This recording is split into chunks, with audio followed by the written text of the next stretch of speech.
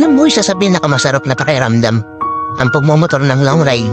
Yung tipong pagsakay mo pa lang ng motor, pagpapaandar ng engine, may mararamdaman ka ng kakaibang saya.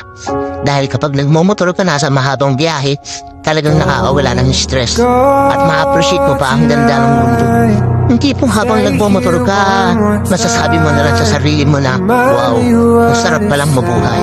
Ang ganda pala ng mundo. Lalo na kapag ang patakbo mo ay chill lang. I-enjoy mo lang talaga ang moment. Madami kasi tayo kanya-kanyang problema sa buhay eh. Pero pag nagmumotor ka na, makakalimutan mo ang problema mo.